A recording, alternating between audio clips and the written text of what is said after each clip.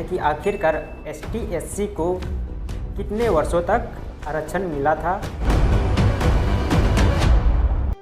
Doctor Bhimrao Ambedkar संविधान लागू हुआ उस समय क्या कहा गया था या लिखा गया था, उसको भी हम लोग जानने का प्रयास करते हैं कि आखिरकार ST/SC को कितने वर्षों तक आरक्षण मिला था और उसका क्या नियम है। सारा अभी डिटेल हम लोग देखने वाले हैं विथ प्रूफ। ठीक है, तो चलिए एक एक करके हम लोग देखते हैं और आप लोग लास्ट तक पूरा बने रहिए, आप लोग को सारा क्लियर होने वाला है। अनुसूचित जाति SC और अनुसूचित जनजाति ST के लिए आरक्षण को 10 सालों के लिए बढ़ाया गया।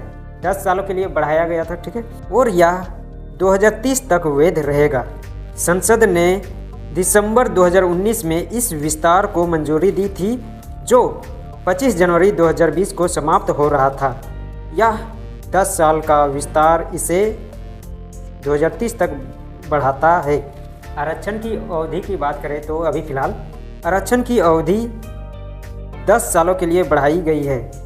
प्रत्येक 10 वर्ष के बाद आरक्षण को बढ़ा दिया जाता है। ठीक है, और ये क्या कारण से बढ़ाया जाता है सारा अभी आगे हम लोग देखने वाले हैं। अब की बार कब 10 सालों के लिए आरक्षण को बढ़ाया जाएगा उस तारीख को भी हम लोग देख लेते। विस्तार की तारीख की बात करें तो यहाँ देख सकते हैं आप लोग, यह विस्तार 25 जनवरी 2030 तक वैध है।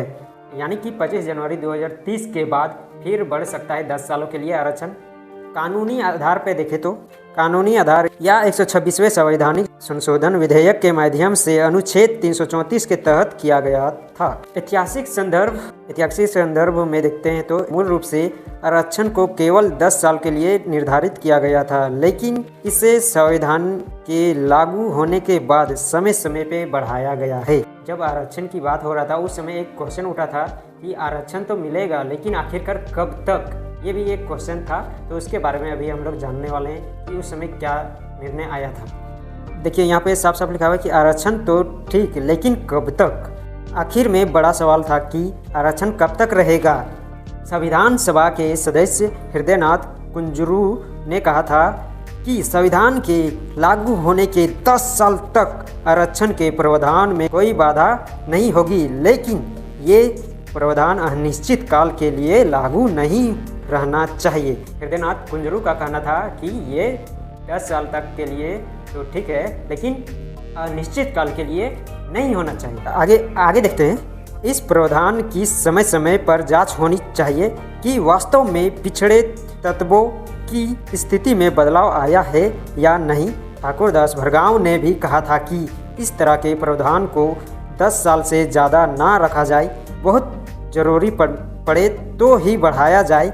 निजामुद्दीन अहमद ने कहा कि नहीं, इस सिस्टम को अनिश्चित काल के लिए रखना चाहिए, लेकिन यह प्रस्ताव पास नहीं हुआ। संविधान सभा में सरकारी शिक्षण संस्थानों, सरकारी एवं सार्वजनिक क्षेत्रों में नौकरी में SC के लिए 15% और ST के लिए 7.5% आरक्षण तय किया गया था। यह 10 वर्षों के लिए था।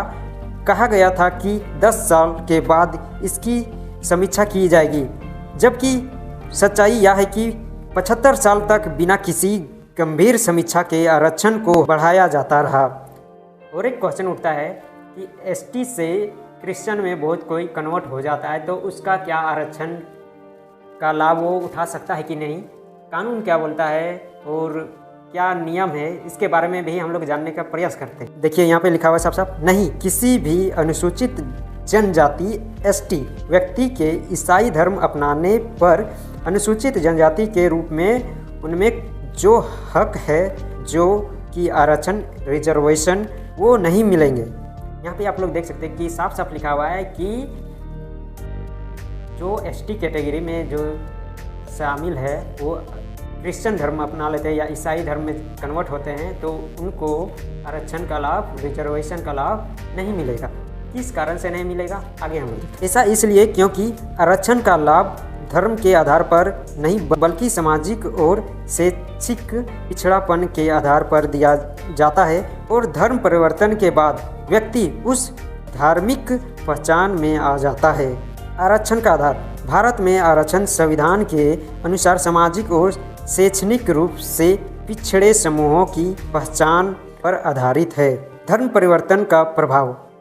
जब कोई व्यक्ति धर्म परिवर्तन करता है तो वह उस समूह की सामाजिक और शैक्षिक स्थिति में बदलाव के कारण उन लाभों के लिए पात्र नहीं रहता है जिनका लाभ उसे पहले मिलता था। देखिए, कहने का मतलब है कि अगर कोई धर्म चेंज करता है तो वो पहले जिस तरह था, धर्म चेंज होने के बाद उसके सामाजिक और शैक्षिक में परिवर्तन हो जाएगा, जिसके कारण उसको आरक्षण का लाभ नहीं मिलेगा। कानूनी स्थिति। यह स्पष्ट है कि धर्म परिवर्तन कर अनुसूचित जातियों के अधिकारों का लाभ उठाना संविधान के अनुसार संभव नहीं है। देखिए, कानूनी स्थिति में अगर कानून के तौर पे बात करें तो कानून में भी यह स्पष्ट होता है कि अगर आप धर्म चेंज करते हैं उसके बाद अब लाभ उठा रहे हैं उस कैटेगरी का, यानी कि एसटी से आप क्रिश्चियन में चल गए हैं और क्रिश्चियन का लाभ उठा रहे हैं, प्लस में आप एसटी का भी, तो ये कहीं ना कहीं कानूनी रूप से ये गलत माना गया है। तो ये पूरी डाटा था। पहले हम लोगों ने बात की है कि आखिरकार एससी और एसटी को कितने वर्षों तक के लिए ये आरक्षण मिला गया है। इससे यह स्पष्ट होता है कि प्रत्येक 10 वर्षों के बाद आरक्षण को बढ़ा दिया जाता है। ठीक है, तो वीडियो आप लोगों को अच्छा लगा होगा, जानकारी अच्छा लगा होगा, और इसी तरह फैक्ट वाले टॉपिक के साथ आप लोग और किसी टॉपिक में वीडियो चाहते हैं तो आप लोग कमेंट करें। उस टॉपिक को हम विस्तार से डिटेल के साथ और बेहतर तरीके से दिखाने का प्रयास करेंगे और सारा क्लियर आप लोगों को कराएंगे। तो आप लोग ज़्यादा से ज़्यादा शेयर कीजिए इस वीडियो को, कमेंट कीजिए और लाइक कीजिए। और अभी के लिए इतने रखते हैं। जय हिंद।